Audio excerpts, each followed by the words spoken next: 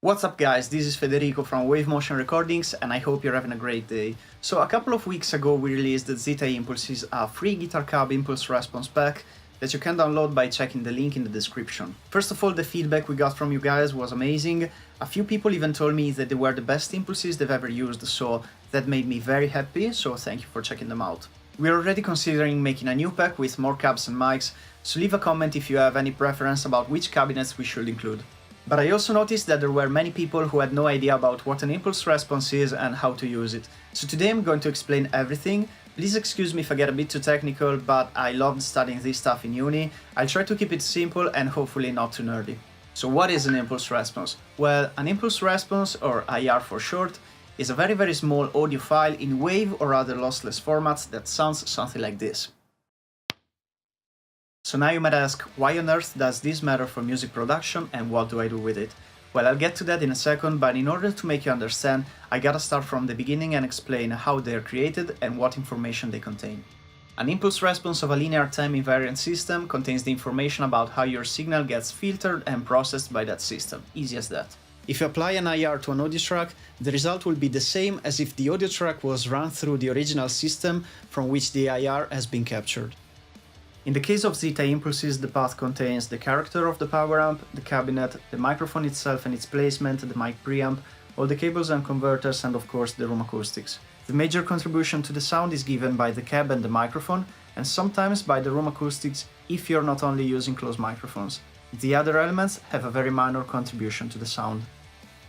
The way IRs are created is by sending a test signal through your audio chain, recording the output, and then having a software perform an operation called deconvolution. To keep it simple, this process basically computes the difference between the test signal and the one that was run through your audio chain and then recorded, and then packs the information in this small audio file called impulse response. If you're even a tiny bit familiar with audio, you probably know what a frequency response curve is. Well, the impulse response is basically the time domain equivalent of a frequency response curve. In signal theory, time and frequency are two separated domains with different rules, but you can move from one to the other with specific mathematical operations. So applying an IR is actually kind of like using an EQ plugin with thousands of EQ points, incredibly detailed shape that exactly match the frequency spikes of your audio system, and in our case the guitar cabinet mainly. So how do you actually use them? Well, you can apply impulse responses to your track using plugins called impulse loaders. They're very simple plugins that you load as an insert on your track after the amp sim, and make sure you bypass the cabinet section in the amp sim, and you just have to browse to the folder where you have your impulse response, select it and then load it. What an impulse loader does with the impulse response and your audio signal is an operation called convolution. And to keep it very simple, it basically applies the whole impulse response to each specific sample of your audio stream, and the output will then sound like your signal running through that specific system of which you captured the impulse response. So here's what a guitar head sounds like without an impulse response. And here is how it sounds like with.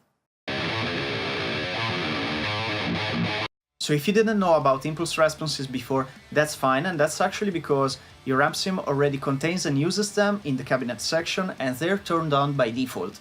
You can go to the cabinet section and bypass the whole thing, and you actually have to do it when running external IRs, otherwise it will be like running your guitar signal through two cabinets one after the other, which will result in a very heavily filtered and unrealistic sound.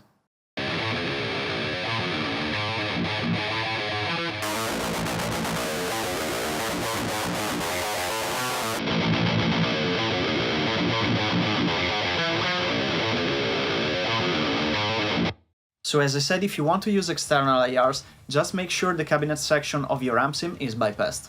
I hope this clears it up, and hopefully you'll be able to improve your guitar tone by finding the perfect IR for the sound you want. Let me know if you have any questions, and remember to go check out and download the Zeta Impulse pack.